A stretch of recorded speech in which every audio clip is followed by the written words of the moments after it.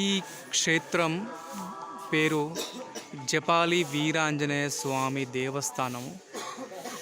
ఇది మన తిరుమల నుండి ఒక 3-4 కిలోమీటర్ల దూరంలో పాప వినాశిని, శ్రీవారి పాదాలు ఇవన్నీ మనం దర్శనం చేసుకుంటాం కదా ప్రతిసారి వచ్చినప్పుడు. ఇవన్నీ వెళ్ళే దారిలోనే ఇది ఉంటుంది, కానీ ఇది ఎవరికి తెలియదు. సో ప్రతి ఒక్కరూ తిరుపతికి తిరుమలకి వచ్చిన భక్తులందరూ ఈ జపాలి వీరాంజనేయ స్వామి వారిని తప్పక దర్శించుకుంటే మనకి అన్ని వేళలా బాగుంటుందని చెప్పేసి ఇక్కడి వారి నమ్మకం. సో మీరు కూడా ఈసారి తిరుపతికి వచ్చినప్పుడు జపాలి వీరాంజనేయ స్వామిని తప్పకుండా దర్శించుకోండి. వీరాంజనేయ స్వామి అనుగ్రహాన్ని, కృపా కటాక్షాన్ని పొందండి.